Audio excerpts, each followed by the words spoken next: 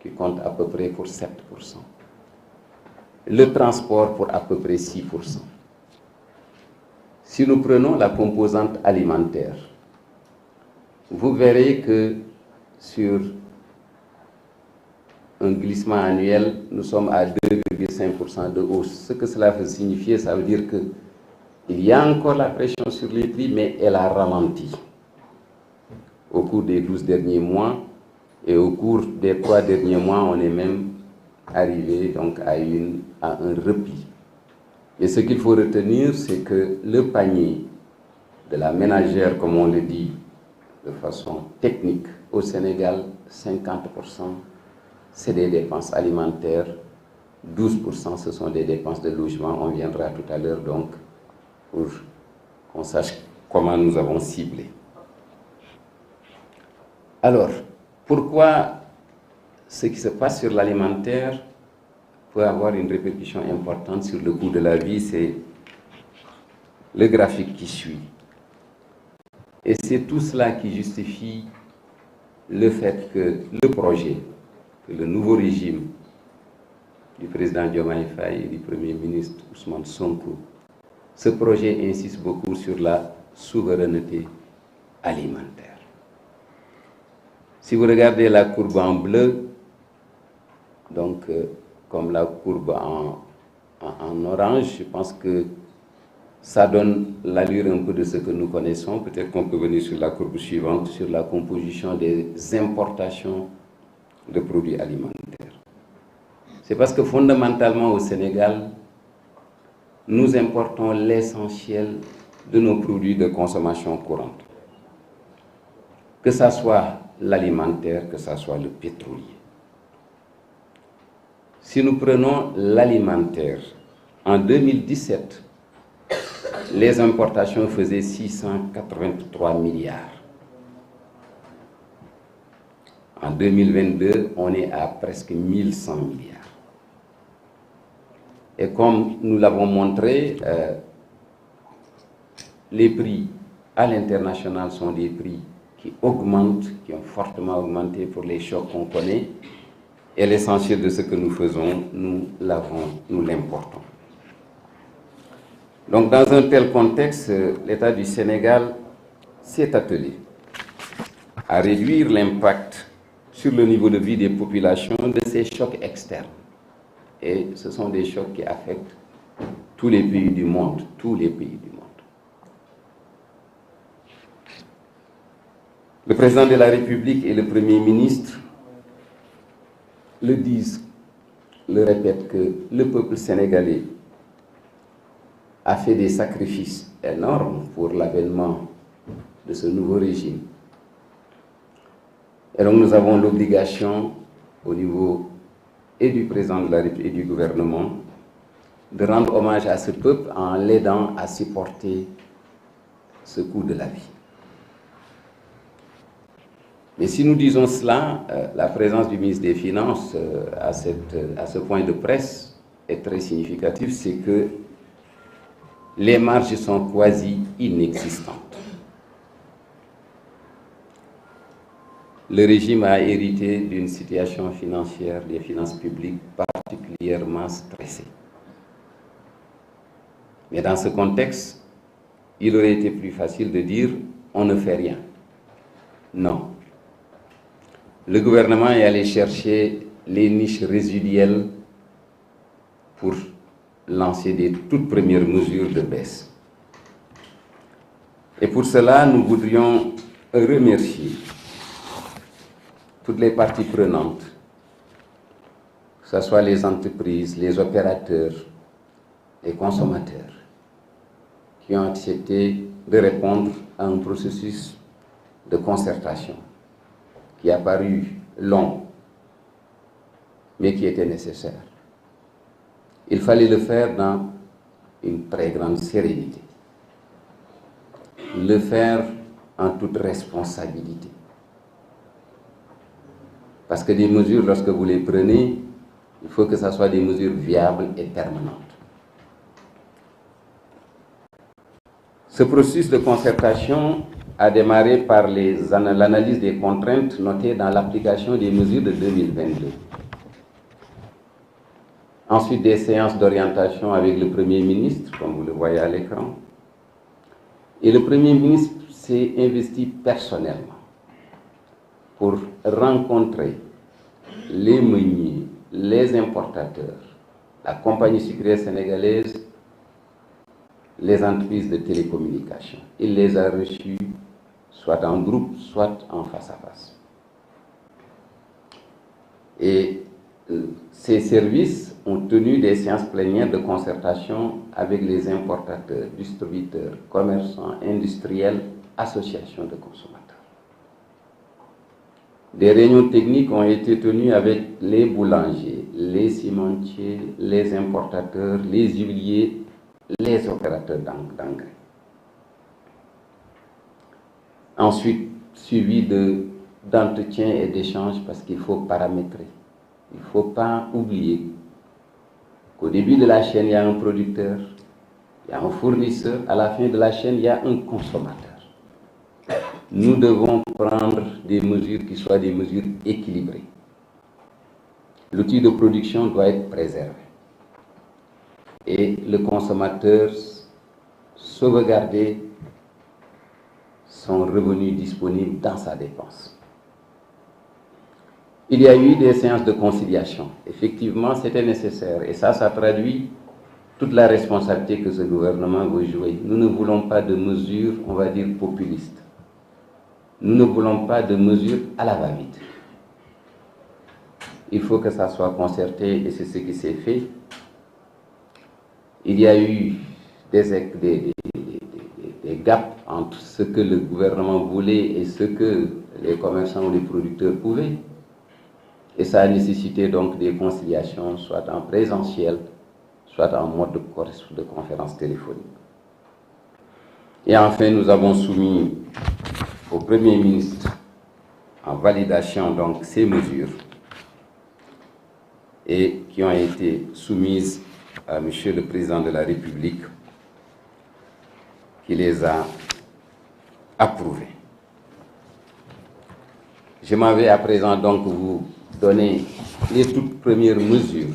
Il faut le dire, c'est des mesures les plus urgentes. Mais ce n'est qu'un processus. Réduire certes les prix, mais comme je le disais, veiller à l'approvisionnement correct du marché, à la viabilité des entreprises, mais aussi à la soutenabilité de l'effort fiscal et budgétaire. Les mesures suivantes ont été prises en ce qui concerne le sucre cristallisé. Après échange avec les importateurs et la compagnie sucrière sénégalaise, il a été décidé d'homologuer le prix à 600 francs CFA contre 650 francs CFA actuellement, soit une baisse de 50 francs CFA. Ça nécessite quand même qu'on veille à l'application de ces prix parce qu'il nous a été signalé, notamment par la compagnie sucrière sénégalaise, que ces prix homologués ne sont pas réellement les prix qu'appliquent les commerçants. Nous y reviendrons tout à l'heure pour dire qu'est-ce que nous ferons pour que ces prix soient respectés. Sur le riz brisé non parfumé, il a été décidé de fixer une baisse de 40 francs CFA, de sorte que le prix de vente ne puisse pas dépasser 410 francs CFA. Évidemment, ce sont les efforts sur la base de l'approvisionnement actuel du marché qui se fait sans le riz indien qui est le moins cher. Et pour le riz indien, le gouvernement a engagé des échanges avec le gouvernement de l'Inde et à l'heure où nous parlons, des bateaux transportant à peu près 80 000 tonnes de riz indien sont en route. Et les échanges avec le gouvernement indien ont abouti au fait qu'un quota substantiel nous a été fixé pour permettre d'aller importer ce riz et abaisser le prix du riz en dessous de 400 francs CFA à partir du mois d'août 2024. Mais en attendant, une baisse de 40 francs a été fixée. En ce qui concerne l'huile raffinée, notamment l'huile la plus consommée par les ménages qui sont dans des bidons de 20 litres, il a été décidé d'apporter une baisse de 100 francs CFA. En ce qui concerne le pain, les échanges ont été ardus et soutenus avec les boulangers, avec les meuniers. À l'issue des échanges, il a été retenu d'opérer une baisse de 15 francs CFA en attendant de poursuivre les échanges, notamment avec les meuniers. Et donc, la baguette de 190 grammes passerait de 175 francs CFA à 60 francs CFA au travers de la suspension des droits de douane sur le blé et la TVA sur la farine de blé. Et un effort est demandé également aux meuniers. Comme je le dis, les échanges vont continuer. Pour l'instant, c'est 15 francs CFA. En ce qui concerne le ciment, comme vous l'avez vu tout à l'heure au niveau des fonctions de consommation, le logement est la seconde fonction après l'alimentaire. Il a été décidé par le président de la République que le ciment à base d'habitation, il y avait une taxe parafiscale de 2000 francs CFA qui devait aider à constituer une enveloppe pour le logement social. En attendant que ce programme qui s'appelait 100 000 logements soit redesigné, cette parafiscalité de 2000 francs CFA a été suspendue, mais de façon ciblée. Ça ne s'appliquera qu'au ciment à usage d'habitation et donc les grandes entreprises devront continuer à acquitter cette taxe. Voilà pour ce qui concerne, on peut dire, les mesures immédiates directes. D'autres mesures ont été prises. Comme on le disait, le logement est le point essentiel. Le gouvernement, le président de la République, a décidé de faciliter l'accès au logement en affectant notamment le foncier de Mourkat dont vous avez entendu parler tout à l'heure et tout autre site, de les affecter à des promoteurs pour leur mise en valeur et aboutir très rapidement à la mise en œuvre du programme d'accès facilité à un logement. L'autre aspect, c'est le digital, qui n'est pas un produit de consommation, on va dire, anodin. Il a été remarqué que ça pèse énormément dans le budget des ménages, notamment pour les données mobiles. Les trois opérateurs ont répondu à l'appel de l'État pour une baisse des coûts d'accès. Les nouvelles offres de coûts d'Internet et de voix profiteront aux consommateurs, surtout à ceux qui achètent des forfaits au détail. Donc la Sonatel a déjà annoncé la baisse après échange avec le gouvernement sur la 5G. Viser en tout cas les petites bourses pour que les données mobiles puissent être moins pesantes dans le budget de consommation des ménages. Un autre élément qui cette fois-ci est directement orienté vers le monde rural, ce sont les engrais. Cette année, le ministre de l'Agriculture tout à l'heure pourra y revenir. Dès la prise de fonction du gouvernement, qui a coïncidé avec la période de préparation de la campagne agricole, nous sommes allés rapidement dans une dynamique d'assurer l'accès à des intrants à des prix maîtrisés. En moins de 2 mois, nous avons pu garantir un recul de 22% du prix des engrais des paysans, et je pense que ce matin, certains de vos médias en ont parlé. Là également, c'est un effort à saluer parce que quand on parle de coût de la vie, n'oublions jamais le monde rural qui nourrit le monde citadin. Parallèlement, des échanges ont eu lieu sur les volumes d'engrais minéral qui ont pu être collectés, qui ont pu être mis à la disposition des paysans. Au total, les paysans ont bénéficié d'une économie de 7,5 milliards sur l'approvisionnement en engrais sans qu'on ait eu la possibilité d'approfondir l'analyse.